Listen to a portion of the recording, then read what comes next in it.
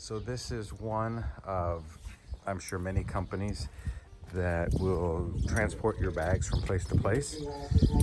We didn't actually hire them directly because we hired the company that organizes the whole thing for you. So they're, I guess, like a subcontractor almost. But they don't have papers. But yeah, they'll also, I mean, you can hire them directly if you want, and you can add stuff. If you're, we spoke with somebody who was carrying, well, they had their suitcase. It was Kathy, no? Yeah. Kathy from North Carolina. She had, you know, them carrying her suitcase, and she was carrying a larger backpack that got to be too much for her. So she downsized to a smaller backpack and just paid a supplement to have them take both the suitcase and the backpack from destination to destination. It's 4 euros. 4 euros. It's pretty cheap. For one person. And generally they're there before you get there. We beat them twice. Once in Los Arcos, and I forget the second time. But generally your luggage gets there before you do, so it's convenient. Estella was the second. But yeah, but other than that, today is June 1, and we're just getting started out. It's cold again. We're leaving later because it's a short walk to our next stop, which is, where are we going? This is horrible. I don't know where the hell I am. We are in Burgo Ranero. Burgo Ranero. So Burgos we've been to with an S. This is Burgo Ranero is the next stop. And right now we are in Sahagún. Sahagún, that's right. And here, I'll show you, here, I bought these compression socks yesterday at a pharmacy because, like, I don't know if I mentioned it yesterday, but my right shin has started acting up. Same, whatever the issue I had with my left shin, now my right shin is doing it, which was after 2 easy days. So I don't think it's a question of a misstep or anything. I think it's a repetitive motion kind of thing that I've got going on. And actually, one of our compatriots from Switzerland, Sonia, we had coffee with her a couple of days ago, and she mentioned that her shin was starting to act up.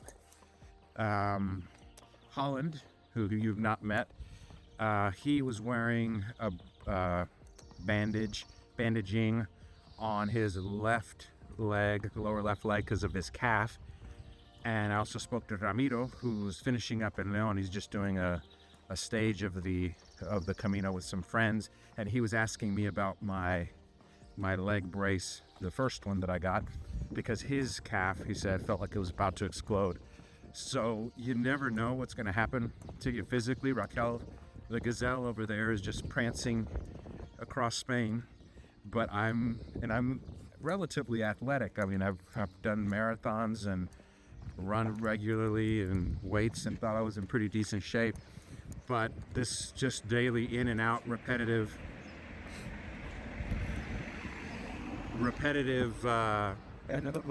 effort takes a toll on you. I'm definitely losing weight, but I think I'm also losing some muscle mass. I can see it in my thighs and so forth. But, you know, I mean, the objective is to get there and then recover. So yeah, we'll see what it's like today to Sahagún. We're stopping on, I think there's 2 or 3 little villages on the way. So once we're out of town and we see what the path is like and everything, I'll film some updates. So this is the road we came down yesterday from the church where you get your Midway stamp, and here they've got an old village ark, which is very pretty, named after Saint Benedict, diminutive Benito. Anyway, just wanted to show it. You can see the steeples up there. That's the sanctuary where you get your Midway certificate that we picked up yesterday.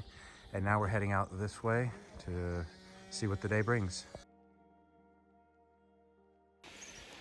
Something useful to have that we both brought is some sort of a watch with a GPS connection to it, so you can track your time as well as your distance. And well, we've been tracking calories burned and all that. I think I've mentioned that earlier. I have to say I'm not thrilled with the Apple Watch, which is what I've been using, only because the buttons on it are so sensitive that with the walking sticks, and if you're wearing a jacket or whatever, sometimes you accidentally press stop and the thing just stops ticking, and you know, if you're by yourself, you lose an hour or half an hour of distance and time, and you're thrown off. We've been lucky that because we're doing this together, when it's happened to one, it hasn't happened to the other. So we've been able to keep track, and it's not like it's the end of the world, but you know, each day you do want to know more or less what you've walked. And crossing a river here while we're talking, but as you're walking, you also want to know what you've covered, how far you've gone, to be able to keep track of how much you've got left to go. Now, of course, you can do that with the app, tracking yourself and everything, but it's nice to have that little extra as a reference. And maybe there are other options besides Apple Watch that the buttons on it aren't quite so sensitive. A little reprogramming, if anyone from Apple is listening, could do it too before stopping. Maybe a little query that says, "Are you sure you want to end your walk?" would be nice. Anyway, bring some sort of a timekeeping, distance tracking device, because it does come in handy. So today there is a bifurcation, fork in the road. This bifurcation is the word in Spanish, bifurcación. And so our route takes us to 𝗪𝗚𝗧𝗛𝗏 del Real Camino, and through there over to Burgo Ranero. That's the route we're set on. I mean they both connect, but I don't know if they both connect there or a little further in León. I have to look at the map, but I got a screenshot of it so you can see which fork we're taking. We're going to the bottom route, which takes you to 𝗪𝗚𝗧𝗏 del Real Camino. So we've had another windy day today and cold. I took off my jacket earlier. It's like right in between where you could use it or not use it. The trail for most of the day has been this kind of split path, semi-maintained, flat, not too gravelly, and walking along a highway. We're just getting into 𝗪𝗚𝗧𝗏 del Real Camino, which is about halfway for the day. We've done about 6 miles. I don't think we're going to stop here because we got a late start, had a little bit of breakfast. So we're going to continue on to Burgo Ranero, which is our stop for the day. But kind of a blah day today. I mean, it's cold. It's 50-something degrees, June 1st or 2nd. I'm not sure which. I'll update that in a second once I know the date. But relatively uneventful stretch. Something of local interest that you'll see. You see this sign here that says, kind of blacked out, Castilla y León. So the province that we're in is called Castilla y León, but they used to be separate. It used to be Castilla and León. And right now we're in the León part, so when you come across a lot of these, they've scratched out the Castilla or whited it out to just leave León. A little bit earlier on the trail, about 3 days back, we were in the Castilla side and you saw a bunch of them with Castilla and León whited out. Local stuff. So something we see in a lot of these villages, and I'm going to ask about at some point. You see this door?